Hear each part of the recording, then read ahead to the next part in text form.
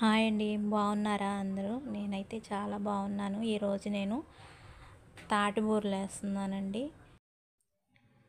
వీడియోలో చూపిస్తున్నట్టు ఆ తాటికాయని నేలకేసి కొట్టి ఆ పైనున్న ముచ్చిక తీసేసి ఆ కాయని రెండుగా విడదీసుకోవాలి.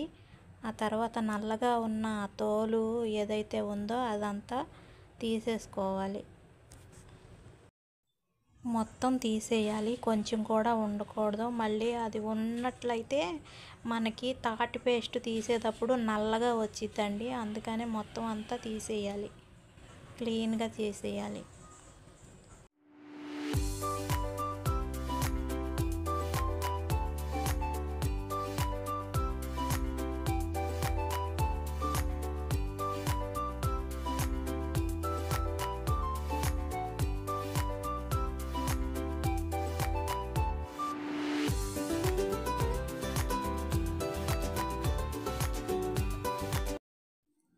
మొత్తం తీసేసాం కదండి క్లీన్గా.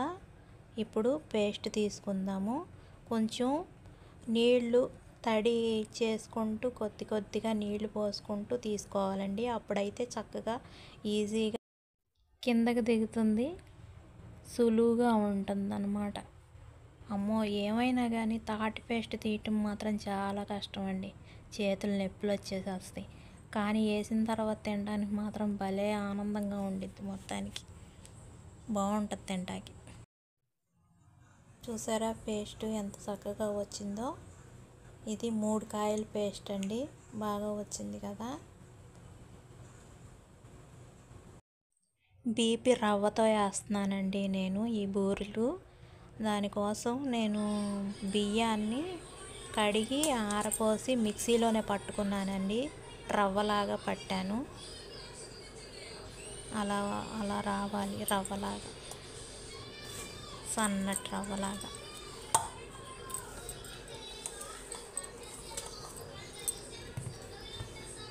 మనం తీసుకున్న 3 కాయల పేస్ట్ ఇదేనండి, బాక్స్లో వచ్చింది. ఇదేమో సూజీ రవ్వ, అంటే బొంబాయి రవ్వ అంటారు కదా, అదనమాట. హాఫ్ కేజీ తీసుకున్నాను నేను. ఈ బౌల్తో రెండు బౌళ్ళు తాటి పేస్ట్ తీసుకున్నాను.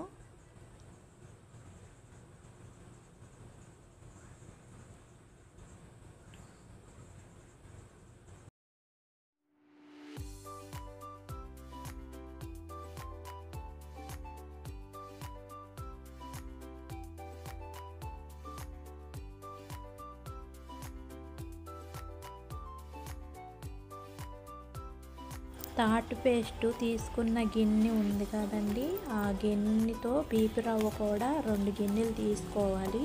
అయితే ముందుగా నేను ఒక గిన్నె అయితే కలుపుకుంటున్నాను.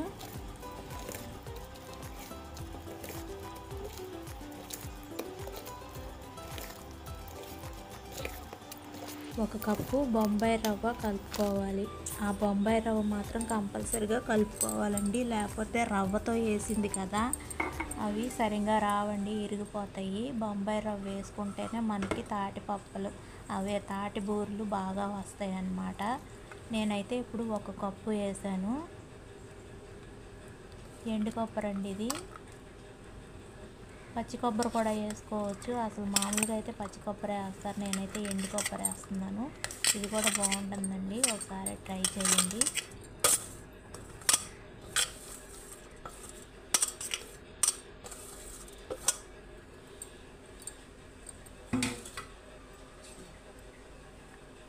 బెల్లం కూడా అదే గిన్నెతో తీసుకోవాలి.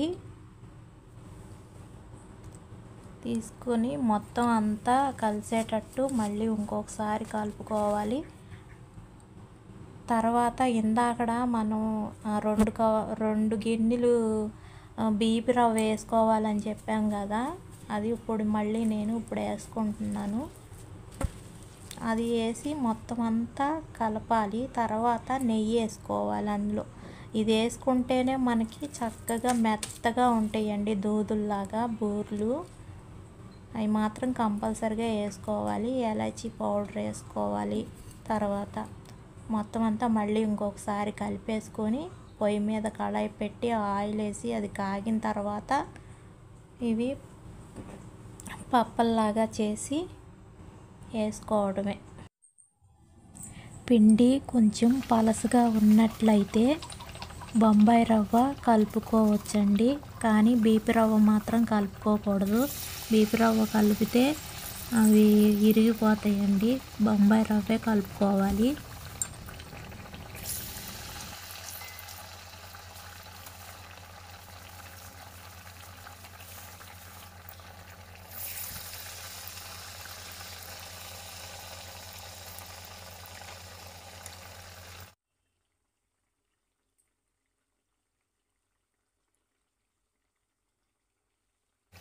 అంతేనండి, అయిపోయినాయి తాటిబూరలు.